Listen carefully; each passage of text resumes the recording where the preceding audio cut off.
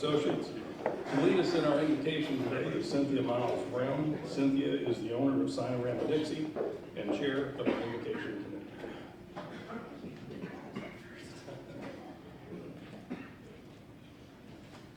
Will you please join me? Yeah, our speaker today is Rich Boling. I've known Rich a long time. I'm thinking probably 20 plus years. And Rich worked with me at Guthrie Mays Public Relations back in the late 90s, more or less. I was going to ask him the other day how long we've known each other, and I truthfully don't want to know. So I never sent the email. But Rich has always been enamored by all things related to aviation and aeronautics, which leads to him being here today. Back in the 90s, while he worked at Guthrie Mays with me, he got his pilot's license. My job at that time had me driving all over the state from one corner to the other for some business reasons. And inevitably, once a month or so, Rich would corner me someplace in my office or in the hallway and say, "Dan, so you're driving to Pikeville tomorrow. How about if I get a plane for the day and I'll fly you to Pikeville?" Well, I've never told Rich this, but I always found an excuse why that would not work out. The truth is, some guy in his 20s with a brand new pilot's license flying some two-seater into Appalachia. Stories like that generally don't end well. So get out of those. But Rich is a friend, and for a long time, he's an interesting guy, and he works for a fascinating company. About 20 years ago, his passion for aviation and aeronautics took him from Guthrie Mays to a company called TechShot. TechShot is a space company based just 15 minutes from here in Greenville, Indiana, up I-64. Rich is vice president of corporate advancement for TechShot. His career has enabled him to rub elbows with the likes of Chuck Yeager, Buzz Aldrin.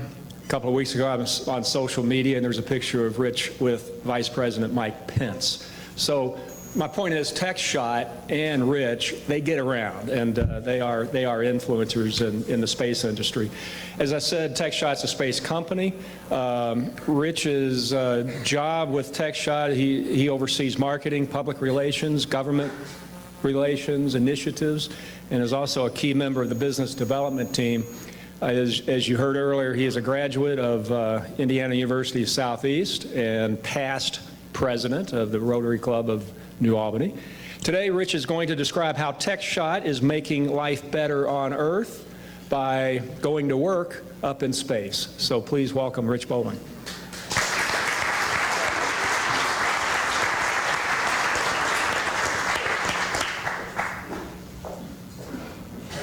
Thank you so much, Dan.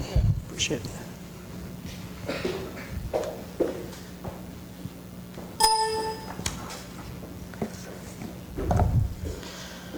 So thank you, Dan. Working for Dan, with Dan, for Dan at Guthrie Mays was like grad school in the best way possible. And I knew when I left, I'd had an incomplete education. But the pull toward working in space flight, working in this industry from here, not in Houston, not in Huntsville or California or Florida, was just such an amazing opportunity that I just couldn't pass it up. I like, if you guys can see this, it says, "When you're at a party and no one cares about space." That guy looks pretty lonely, right? And I'm that guy. Family reunions, high school reunions, any gathering of two or more, this is me. And it's not that people don't necessarily care. It says no one cares about space. I think it's more that today, with so many media outlets and we have so many ways to get the news that you care about, and you get up in the morning and there are websites that sort of boast about their ability to deliver to your inbox all the news you care about. So whenever I was younger, we had 3 TV stations, 1 newspaper, and you saw news that you didn't necessarily care about. But that was great because that's how you learn, right? Now I think in a lot of ways we see some of the effects of only seeing things that echo your own interests. And so I'm here to evangelize a little bit, I suppose, and tell you a little bit about not only TechShot's story, which I think is an amazing story, but also what's going on in the industry, because it's hard to really understand and to get a sense of the value of what we're doing if you don't understand the context that we're working in. So let me see if I can make this work. So to start, you can see in the back of the room, there's this quote that sometimes is attributed to Mark Twain. Now, this is a paraphrase of what he actually said, but as the story goes, it says at the bottom, "News of my death has been greatly exaggerated." Some of you have heard that quote supposedly attributed to Mark Twain. And so really we need to do a little myth busting, not for Mark Twain now, but for NASA, because I think news of its death has also been greatly exaggerated. And hopefully I can do a little myth busting and straighten this out for you today. NASA has not been shut down. It's not been completely commercialized, although it is increasingly becoming commercialized. And there are commercial companies who are taking really big steps, taking big parts of what NASA had done before, and they're doing it now. So this image has 2 space capsules and a crew of astronauts standing in front of them, and neither of these space capsules were built or are owned or operated by NASA. The one on the left is built and operated by Boeing, and on the right by SpaceX. And this crew that you see standing in front of the capsules will be flying in those capsules within the next year to the International Space Station. So Americans launching from America in American ships, although privately owned, to space. Right now we pay the Russians about $75 million per astronaut to take them to and from the International Space Station. So if Elon Musk said, "I'll do it for 50 and make a pretty good living," right? I mean, I think that's still some good value for the American people. Now, SpaceX, you may have heard about more from this. Elon Musk, who also runs Tesla, when he tested out one of his new big rockets, he launched his own personal Tesla into space. It just made its first lap of the sun. It went out way past Mars, looped around, and came back. It's coming back around. So to me, as a Tesla shareholder, I think this is brilliant. I'm thrilled about this cross-promotional opportunity. And that's literally the last image of that car with Earth behind it, as it was sort of getting away, too far away from Earth to communicate back with Earth. So yes, that's maybe the highest profile version or example of space commercialization, but TechShot is a pretty good example of it as well. Now, President Trump has said that rich guys love rockets, and he's right. The rockets that you see in the airplane in this image are owned by companies operated by Sir Richard Branson. So the top left, Virgin Galactic. Richard Branson has a rocket company. He's charging people $250,000 for 4 minutes in 0G. It's less than 75 or 80 million we pay the Russians, right? So if you buy anything on Amazon, you're supporting the rocket on the top right. So Jeff Bezos owns Blue Origin. He has his own rocket company, and that vehicle has been to space like 10 times and landed back at the pad. So space, by the way, to say you've been in space, it's not necessarily orbiting the Earth, it's an altitude initially. So 100 kilometers and above, it's considered internationally agreed upon as that's the boundary of space. So that rocket is not an orbital rocket, but he's building a much, much, much bigger one that will be, and he's self-funding the entire thing. He sells $1 billion in Amazon stock every year to fund his own rocket company. The image at the bottom is the world's largest airplane, the largest one that's ever been built, by Paul Allen's company, Stratolaunch. Paul Allen, the co-founder of Microsoft, the late co-founder of Microsoft. And his idea was that if you could get an airplane up to about 40,000 feet or so, close to 50,000 feet, you are above most of the atmosphere. And his plan was to drop a rocket from the middle of that airplane and have it take off and not have to use an expensive first stage on that rocket. But President Trump's right. Rich guys love rockets, and with the passing of Paul Allen, that project is essentially over, and the airplane is for sale.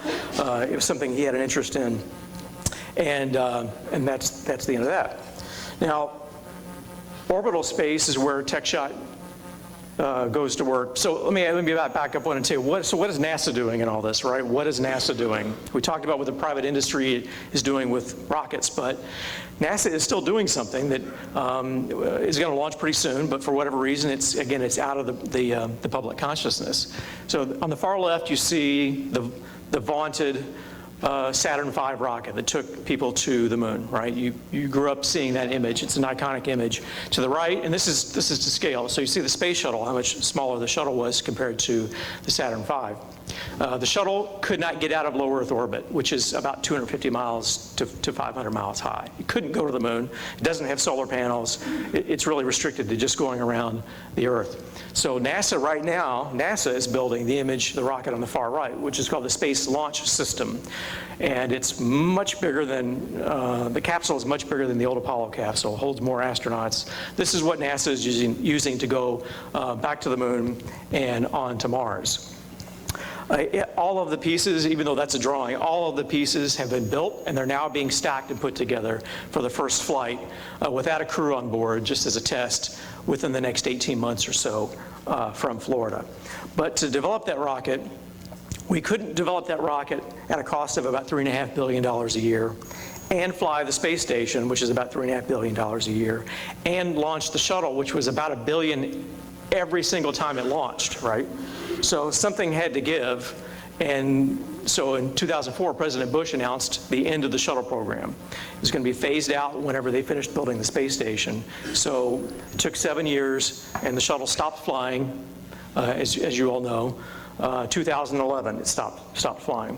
And so we have not launched Americans from Florida to the space station in these 8 some odd years. Now, there have been gaps in human space flight before, between Apollo and the shuttle. That was 6 years. 6 years when there were no Americans in space.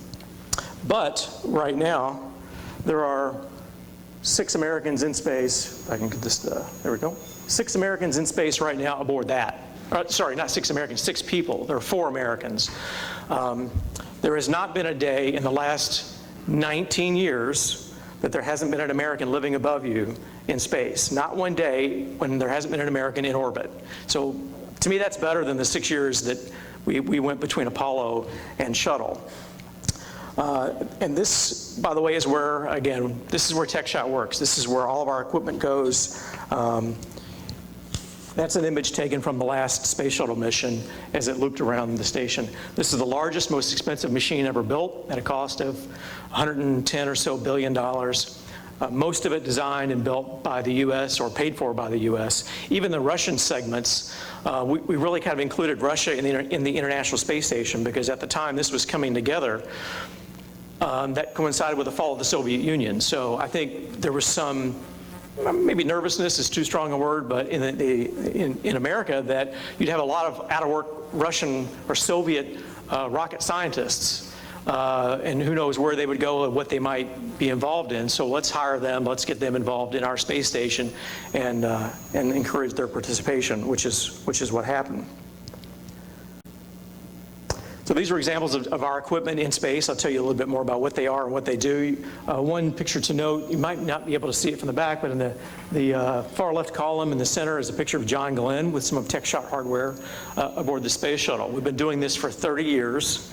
John Glenn, we trained him. He operated our equipment. He mentions us in his memoir, which for our little company of about 50 people was pretty exciting for us. Again, started 30 years ago really as a science fair project, an 8th grade science fair project.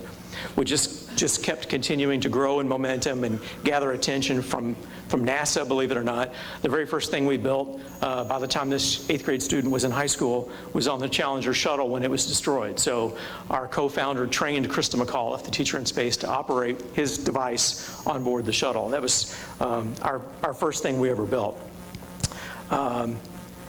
But think of us like this. Levi Strauss in 1853. 1853, the gold rush had really picked up speed in Northern California, and folks went there to make their fortune. Not every miner probably few miners did well in the gold fields, but an awful lot of the people that sold those miners picks and shovels did perhaps pretty well. So in 1853, Levi Strauss was 20 years away from creating those famous denim jeans that we all think about when we think about Levi Strauss. So those intervening 20 years mostly were about doing what we do. So the science that takes place in our devices on board the space station, it's not, with one exception, it's not our science. It's a researcher at a company or a researcher at a NASA laboratory or a researcher at a university studying these types of things: bone densitometry, rodent research, cell research, protein crystal development, which is used in by commercial companies in drug development, all the way down to from plants, fruit flies, which are good stand-ins for people. Some of that might not surprise you, I suppose. And then 3D organ and tissue printing, which is a lot of what our most recent payload is doing. This is our continuum of service. We do everything for our customer. They never have to interface with NASA. To take anything and put it on board the space station requires an amazing amount of paperwork. To take this gavel and fly it to the station and back requires an unbelievable amount of testing, paperwork. The last time we did it on paper was our last shuttle mission. Now it's all electronic. And it was 470 pounds of paper to fly one thing one time on the shuttle. So in that pile of paperwork is your proof that you're not going to hurt the vehicle, and you're not going to hurt the crew members, and you're not going to waste anybody's money. This thing is a real thing. It's going to work. It's going to do what you say it's going to do, and it's going to do it safely. So we take care of all that. We take care of all that mountain of paperwork. We build the hardware. We're very vertically integrated. We do everything essentially in-house. We have a lab in Florida and an office in Florida at the Kennedy Space Center where we load the samples up in the hardware, and then they take it out to the rocket. We have a little mission control at TechShot. So we talk directly to the space crew, and we watch in real time with a camera they set up for us to watch what the crew is doing with our equipment. We can talk to them, hey, don't pull on that so hard, or whatever. We do that in real time. This is our, in the facilities on the left, that's where we are in Greenville, Indiana, which is sort of in name only. We're not really in the metropolis of Greenville, which is probably population 1,000 or so. We are in Floyd County, but in the suburbs of Greenville, Indiana. And by the way, we've outgrown this space, so I'll put this out to the room. We own our building. We don't want to own our building anymore. We need to move. We've got 22,000 square feet here. We're looking for about 50,000 square feet. So we're interested in working with somebody to design and build a new building, and we'll rent it from you. My email address is toward the end here. So if anybody has an interest and wants to, I'm sure I might get a few calls, and that's good. And that's good. We're interested in being better able to serve our customers with a larger space. And then the image on the right is the lab in Florida where we have not all of it, but a portion of it. And then below is our little mission control. So we have key agreements with NASA that let us do all these sorts of things. One is the Space Act Agreement, which lets us run a business in space aboard the space station. That's how you can kind of look at that. Astronaut crew time is valued, we're told, at $17,500 per hour, because you think about all the training that it takes to go in to do that, and then the cost of launching an astronaut. So fortunately, that crew time doesn't come at a cost to us. The launch and recovery on SpaceX is the only company that can bring any cargo down from the station. Other spaceships take it up, but it's a one-way trip. So we don't have to pay for that, luckily. And then REMIS, which is Research, Engineering, Mission, and Integration Services. That's a new contract that we won. It took about a year to put that proposal together. And now, essentially, I'll interpret all that alphabet soup for you. It means that now we manage equipment that NASA owns that we didn't build, in addition to the stuff that we already, that we built. So examples of stuff that we own that we didn't build, there are 3 greenhouses on board the station. The most complex greenhouse TechShot manages now. There are 2 research furnaces on board the station that we manage, that we didn't build. But this we did build. So this is something we've flown on the shuttle a few times. This is what John Glenn operated for us, and this is on board the International Space Station today, right now, is this white box up on the top left. And inside it are 3 slots where you put cassettes, 3 different cassettes. Each one is like a little mini laboratory. And so we just leave the box up there and take the cassettes back and forth. And it's an image of it being installed. We have an X-ray machine for mice up there. So when drug companies are trying out new drugs for osteoporosis and muscle wasting diseases, they can X-ray mice at different time points during the mission. And we get paid to do that. And there it is in space. We have 2 of these on board the station now, one in the American Destiny Laboratory and one in the Japanese Kibo Laboratory. Inside each one are 2 centrifuges. There's no way on Earth to reproduce fractional gravity, so the gravity of the moon, the gravity on Mars. You have to go to 0G and then spin a centrifuge at a certain speed to reproduce that.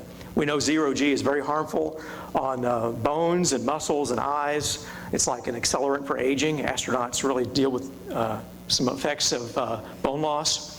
So is going to the moon and working on the moon going to be healthy for astronauts? That fractional 1/6 gravity going to be good enough? And then we have different types of modules that go in there inside that.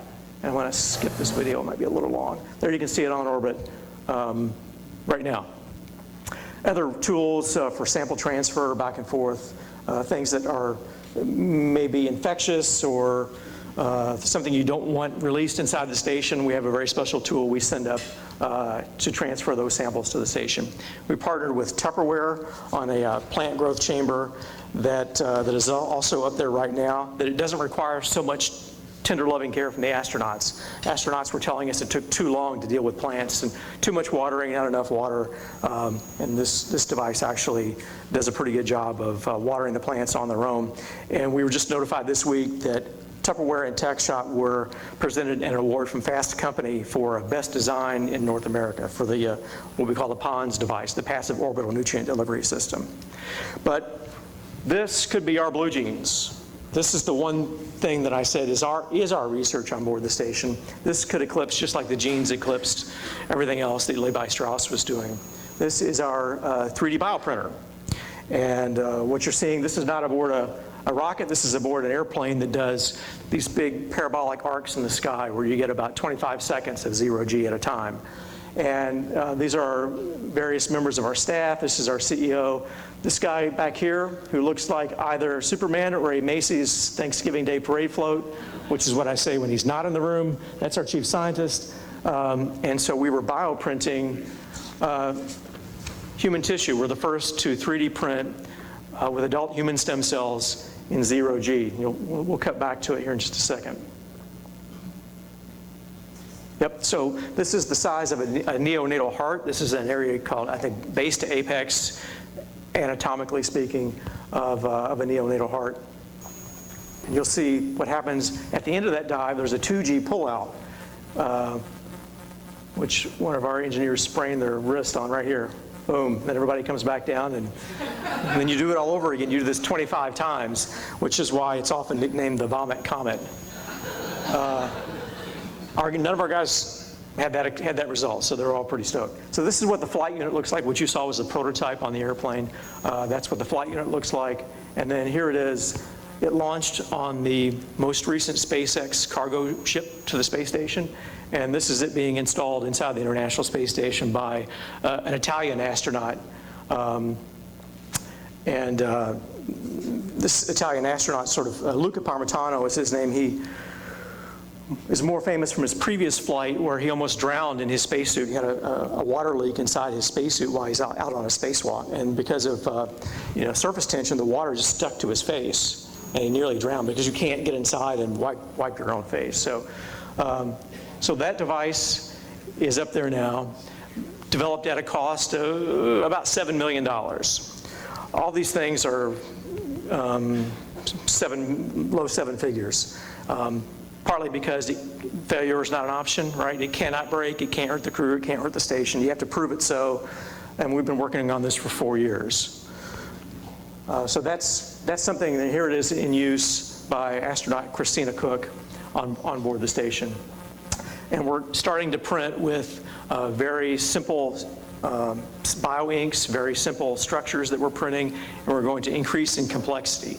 So pretty much everything I've shown you is really for the benefit of the Earth, doing drug research for the benefit of the Earth. Very little of it is necessarily for trying to help astronauts go to the moon and onto Mars, for the most part. And again, so this is a way perhaps we could take your own stem cells, take them to space, replicate them, because we're building another machine I haven't talked to you about that will take your stem cells and make a lot of them in space, and then we'll print you a new organ. Now, that's not happening next week. It might take 10 years to go through the regulatory process alone, but we're interested in starting this process. So this is the start of that process. You can't 3D print soft tissue, things that have a lot of cells in them, very well on Earth. It collapses under the weight of gravity. So we go to space where we can 3D print. But then you can't bring it right back down because it would flatten right back out, right? So that's where the big white box you saw earlier comes into play. We print inside of one of those black cassettes. Once we've printed the tissue construct in the cassette, we close it up, we put it in that white box for a month or so.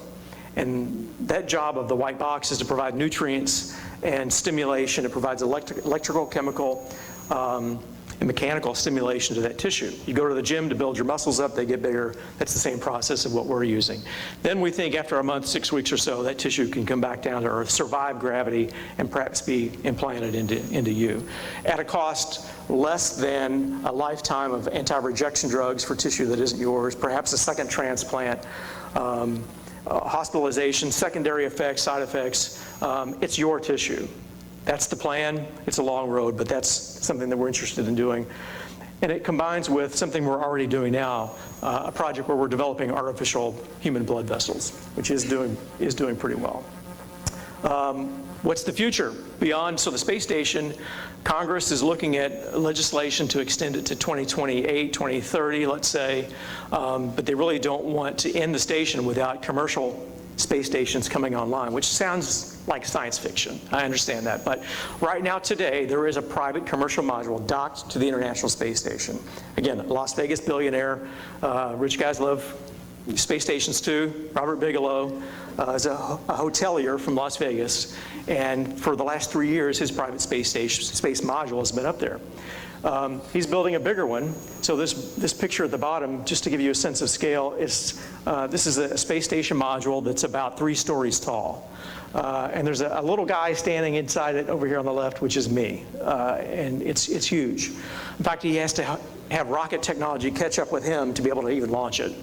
And then another vehicle by NASA's former head of the space station, a guy named Mike Suffredini, called the Axiom vehicle, is coming online as well. So we will have private space stations, whole stations soon, and we have relationships and formal relationships with one of them to outfit their vehicles with our station modules. Lastly, this is what we're doing more for exploration-centric initiatives. We're building a giant 3D printer that does titanium, aluminum, plastics, ceramics, even whole electronic assemblies. And it's about 8 times the size of those other devices that you saw that we're building.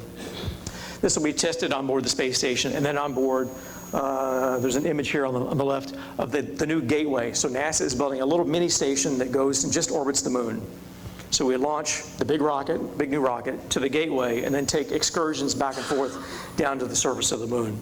And so it takes about a few hours to get back from the International Space Station. It's really close to Earth. When it flies over Louisville, it's closer to you than Chicago. It's really close. If it stopped moving, it would just drop and crash to the Earth. It's in free fall around the Earth at all times.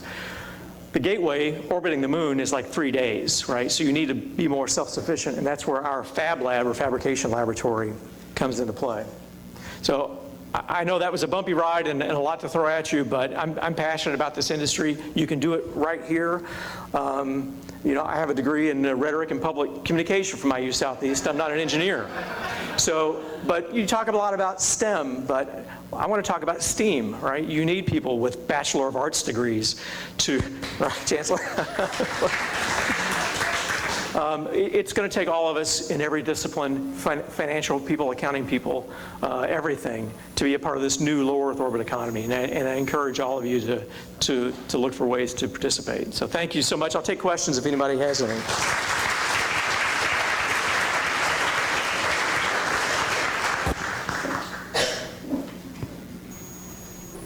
Oh, darn. I was going to go back one.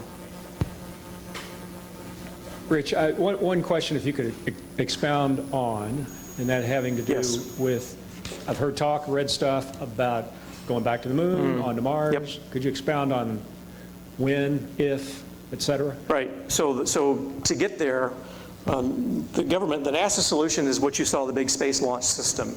And so the capsule, the Orion capsule, has already been tested. They launched it on a commercial rocket. It went out, lapped around, came back. It's a real thing. All the parts are real, and they'll be stacked and launched for the first time within the next 18 months. So the president set a goal of, and the administrator set a goal of going back to the moon by 2024. That may be possible. That may be possible. So by 2024, I think we will see, if not landing on the moon, we'll see this small orbiting space station. The initial contracts have already been awarded to build this small lunar space station. So I think in the next 5 years, you're gonna see something like that. Yeah. Hi, Fred Callan here. I'm wondering if you could tell us the kind of genesis of the company, the founder was, how it got started, Sure. how this fabulous high-tech company happened to be located here in the River City area. Right. Well, it has to do with Kentucky Fried Chicken. So one of our co-founders, the 8th grader that I mentioned, he entered a science fair competition in Lafayette, Indiana. It was sponsored by NASA and the National Science Teachers Association. And for 3 years, he was a regional winner in this competition. In that last year, he did succeed to go on to the national competition, and he was selected as a winner. So it was, again, co-sponsored by NASA and the National Science Teachers Association. His idea was, what would happen with growing chicken embryos in zero G? I think this was in the early 80s. I think there was a belief by 2019, surely we would have space families and space colonies, and could babies be born in space? And so it was a real question. And so NASA recruited Kentucky Fried Chicken to help pay to build the kid's idea into an actual space shuttle payload. And so John Vellinger was the young kid. By this time, he's a high school student. They brought him in May of 1985 to Gardner Lane and matched him with a KFC engineering team who, and there may be people here who are part of that program, but internally they're building better ways to fry chicken and restaurant equipment. A lot of it's done internally at KFC. Of course, they hadn't built space hardware either, but the team was put together. They trained Krista McAuliffe. They crawled inside of the Challenger that morning to check on the device to make sure, our guys did, to make sure it was all on and working. And obviously it was there for the terrible outcome of that first launch. The young man by this time was a student at Purdue when it finally flew. He went back to Purdue. The other guy, whose name was Mark Deucer, the family may be better known for his brother Greg's participation in the 1980 U of L championship basketball team. And so he went back to KFC. NASA stuck with him, said 2 years later, gave him a call, do you want to do it again? And they did it again. It successfully got into space, successfully orbited. Half of the embryos inside that box did not survive the mission. Half of them did. Half of them had been laid by hand 2 days before launch, half of them 9 days before launch. So was there something about the vibration of the shuttle on those young embryos? Radiation? They don't know. And so I think it was pretty courageous. After that mission, the two guys decided to start our company. To start a space payload development company here was really a crazy idea back in 1988, 1989. But that's what they did. He graduated from Purdue. The guy quit KFC, and this is all we've done ever since. It's really, the first one was built in KFC's basement. Very great. Thank you so much. I'm Rick Harned. But something you said just kind of raised a bell in my head. You said the International Space Station is going to be decommissioned in 2020, 28, 2030. What will happen to it? So there's a graveyard of spaceships in the South Pacific. And so forget about what you think about Skylab, which came down uncontrolled and partly on Australia and partly, there are rocket engines on the Russian segment of the International Space Station, and there's a mandate now that you must be able to steer in your vehicle. So the Russians had a giant space station called Mir, and they were able to steer it into the South Pacific. So if you go to Fiji, you get this amazing fireworks show, seeing it streak into the sky and go down. Do you remember when Taco Bell had a competition? They put a raft out there in the South Pacific, and if any part of the Russian space station hit it, everybody in America got a taco. And so that didn't happen. So the graveyard of big spaceships is in the South Pacific. They will steer it in. They will steer it in there. Yes, sir. This is a science question, if I may. We know that the Earth is moving further away from the universe at an increasing speed. The consequence is going to be a reduction in the amount of force of gravity. Are you guys considering that on your far outreach? We're not, and I'll preface my answer by saying I'm not a rocket scientist, but I play one on TV frequently. Today being one of those days. It's not at the rate that. So right now we get 0G right now because we're just free falling around the Earth, right? Wherever the Earth is, maybe the Earth does move further away from the sun. We're in 0G because we're in orbit. It's just like jumping out of an airplane, free falling. We're all free falling around the no. When we're aboard the space station, we're all free falling around the Earth. It's such a slow process for us, fast by galactic terms, but for you and I, we'll all be retired or really retired by the time that becomes a bigger factor for our payloads, at least. So, anything else? One more? Thanks for being here today. I was fascinated with the website when I was doing some research for the invocation, and it mentioned aerospace and medical and defense. And I heard you mention aerospace and medical today, and I don't know how much you can comment on defense, but I was curious what TechShot is doing to help. So two quick examples of that. One, we created, so there was a time when all the NASA business for us went away, just evaporated. And then we started doing more defense work. Who else needs things that are unbreakable and super robust? So we developed an LED lighting system for military tents. And we spun that off as a separate company called TechShot Lighting. And they are absolutely indestructible. And those are being bought by the thousands by the military now from TechShot Lighting to replace 2-foot fluorescent tubes, which are very fragile. So that's one, and it provides a nice revenue stream from a royalty back to TechShot to do internal research and development projects. The other one is those artificial blood vessels that I mentioned. That's a defense project. So now it's mostly defense health things that we're doing. The Defense Health Agency contracted us to develop a better way to treat soldiers with IED injuries. Right, so more soldiers are surviving because of improvements in central body armor, but are having more amputations. Perhaps before you might take a vein from one leg and fix the other leg or something like that. But with both legs, the vasculature being destroyed in both legs from IEDs, you need a better solution. So that's a big project for us, funded by the U.S. Defense Department.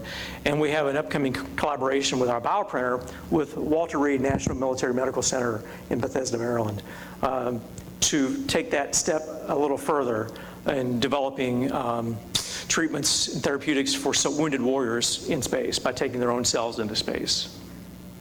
Yep. Good, great question. Thank you. Thank you very much, Rich. That was a terrific presentation, and who absolutely knew that Southern Indiana was a center of the space industry? That's news to me. Let's give him one more round of applause. Thank you very much.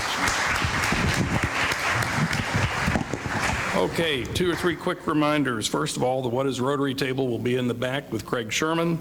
Secondly, if you haven't sent in any updated info that you would like to for the directory, please do that as quickly as possible because that's about ready to go to press. And then lastly, remember next week our meeting will be back at the Muhammad Ali Center. So with that, we're adjourned.